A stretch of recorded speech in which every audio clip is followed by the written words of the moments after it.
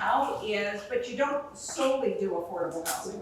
Correct. We do So market how rate is and affordable. building affordable housing different from building Market market rate? Sure. So, hi everyone. I'm Sarah McCarthy Garcia. I'm a partner with McCarthy Companies. And as Karen said, we are a local developer and builder of both market rate and affordable housing. We were the general contractor for the Mountain View Apartments here.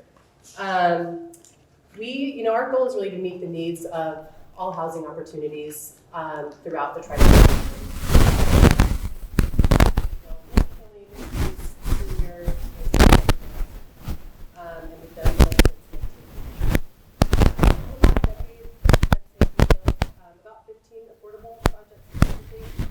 Which equates to just over 600 affordable units.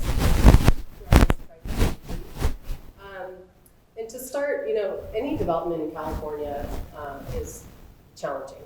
No matter whether it's market rate or affordable. We have high cost of land and labor. We've got NIMBYs. We have strict environmental regulations. And the overall approval process, just in general, is very costly and takes probably a little more time than it should. Alex mentioned that on average it takes about 5 years for a development to actually be lived in, kind of conception. And that's very true. One of my stats on a very recent current project of ours in Ventura, just 19 market rate single family homes, one's affordable. This is year 5 and we are finally under construction and hoping to finish this September. So that's a very real stat.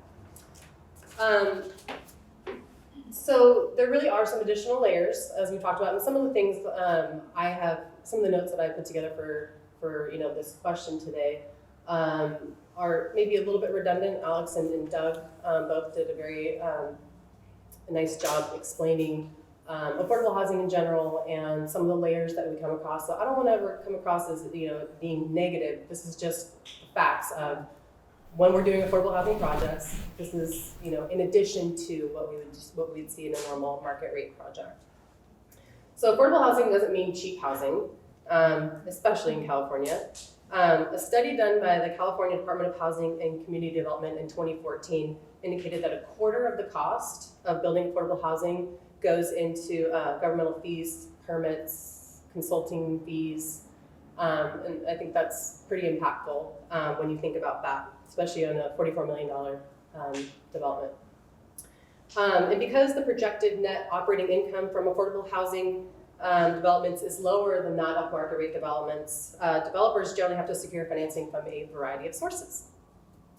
And as you guys mentioned, with Mountain View, I lost count how many sources were needed to make this project come to fruition. But in general, on average, a single affordable housing project requires at least 6 different funding sources. And each funding source has its own long list of requirements that must be met if their funds are utilized. So this topic specifically is probably better described by Mini Mansions or the Area Housing Authority as it relates to funding. But on the GC side, the general contractor side, this imposes additional administrative requirements on us, which also in turn increase costs on the overall construction. So, for example, prevailing wages have been discussed, and I know you said maybe 20-25% cost increase from a traditional market rate, labor rate. We estimate between 25-30. I think it kind of varies depending on the time in the project. There's also government programs like HUD's Section 3 requirements that also require a general contractor to employ very low income businesses, or a certain percentage of the overall contract amount must go to a minority business enterprise.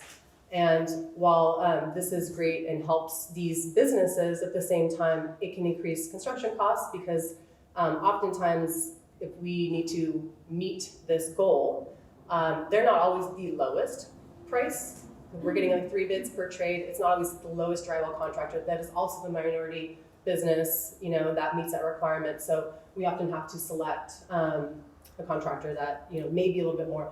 Sometimes too, they may not be the most qualified, and that requires more management on our part, making sure, hey, you guys are cutting corners, or got to meet schedule, or failing in that way. So it doesn't happen all the time. This is just an example of what can happen when things, requirements like this are put upon us. So there's a lot more compliance and reporting we have to follow compared to mark rate projects. Talked about the minority business enterprises. We internally have also hired a third-party compliance company, which also costs money, to manage the paperwork that is associated with prevailing wage reporting. What we've seen is it can be challenging depending on the sophistication of our subcontractors and their ability to complete paperwork, even just hours somebody worked. And it can be maddening having to call, and we call it professional babysitting, to make sure that they get their paperwork in and done on time. And so it actually creates a whole new position to manage that. So that's another thing we see. Talked about sustainability. We've seen a large uptick in lead for Green Point rated requirements that report to everyone else. There's so many different groups that make these projects work. And not everyone's going to attend the same construction meeting. So there's a lot that really goes into that, and especially with lenders or different funding sources or partnerships. Everybody really needs to know what's going on, and there seems to be a bit more of that. But that's becoming a lot easier to manage with technology these days. We use Procore, a project management software that has everything online, and you can access it 24/7, videos, photos, meeting minutes, construction app. Are not always less expensive than projects. Sometimes as Alex mentioned, so that's not always a money-saving avenue. Those are kind of the key points, I think, as far as feel free to add to that. Your company emphasizes partnerships and collaborations a lot. Four-footed friends that you have collaborating on your work. How has that changed over the years? And what would you like to see to improve this process? Affordable housing is definitely built based on a lot of different partnerships.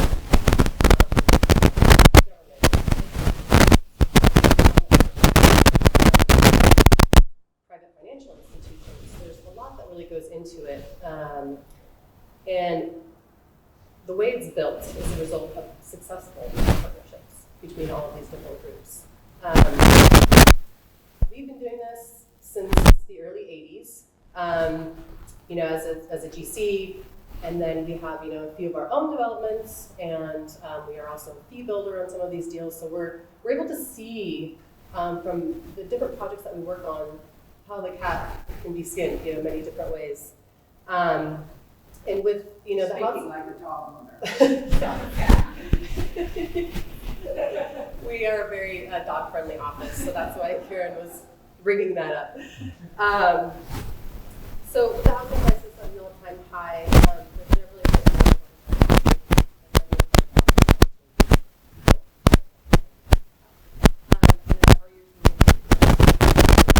successfully, it takes a very large village.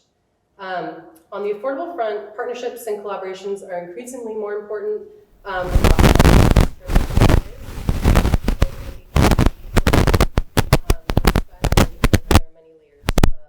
Needed to make the deal come to fruition.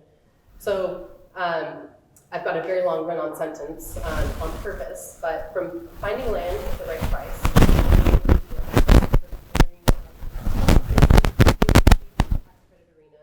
to finding out if housing authorities are willing to commit vouchers if and when needed, or if cities will be expected to funds to make your tax credit what prevailing wage or Section 3 requirements are triggered, by which funds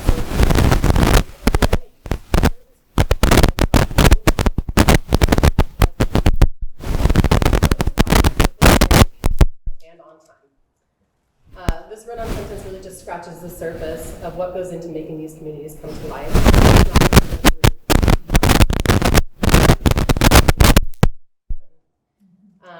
And specifically at McCarthy, we've cultivated a team of professionals to provide an array of services that complement our public and affordable housing developers, which include land acquisition, entitlements, pre-development funding, development management, construction management, pre-construction, design oversight, and construction. And so for us, this is what we offer, not particularly deals. We've had some public-private partnerships with the City of Oxnard, City of Ventura, City of Nipomo. It's actually the San but this is what we're able to bring to the table, and we rely on our partners in the affordable housing arena to figure out what are all the funding sources that need to come together to make this happen. And so by bringing our different areas of expertise together, something like this is able to happen. As far as making the process better, improving the process, we're actually already seeing it, definitely with many mansions and area housing authority, definitely with the Ventura Housing Authority, bringing the contractor in, and I'm not just saying that to get us in early on. It's really important, bringing the contractor, the design team together.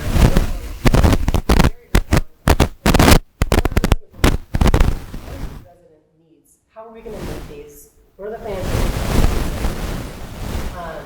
Let's get together. Let's try to. You guys have.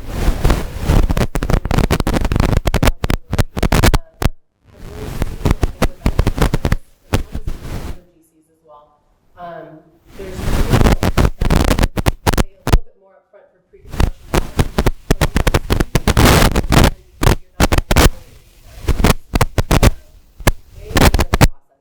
Sometimes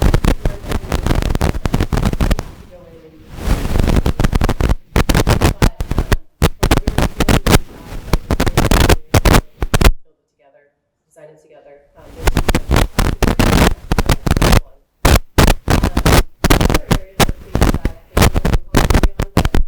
Who knows how to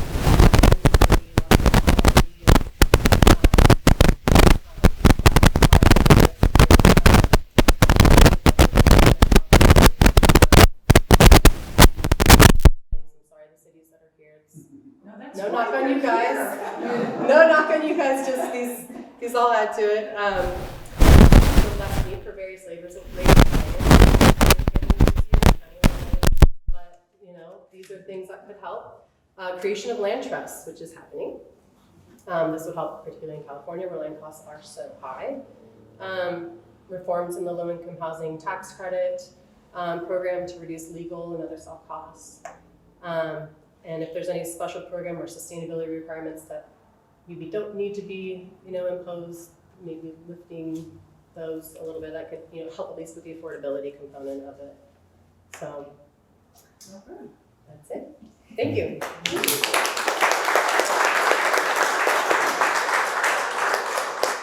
Anybody have any questions? Thank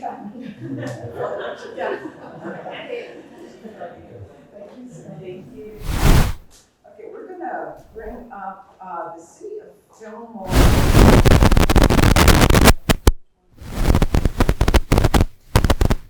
Kevin, Brian. James, you wanna join us?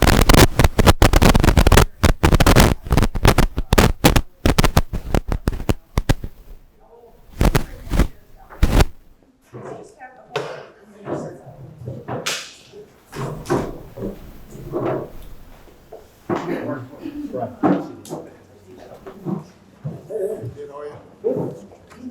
Oh, thank you.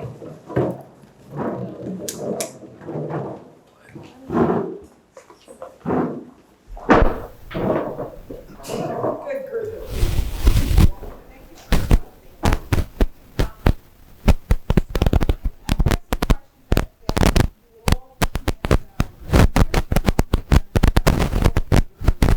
for perspective in your cities and especially on the county.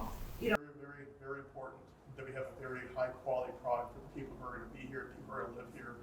And it's like the comments we're hearing is, this is great. look at the views I have, look at this. So I just want to thank you, and that's kind of where I'm coming from. James, how about next door, Santa Paula? Yeah, I mirror a lot of things that Dave said, but it's two major things on both sides. And one is certainty, regardless of the type of development, but specifically when we're talking about affordable housing. Knowing certainty of process, certainty of timing, certainty of cost. As they mentioned, they're talking about 6 to 8 funding sources that are all in flux of what they need, when they need, what they need.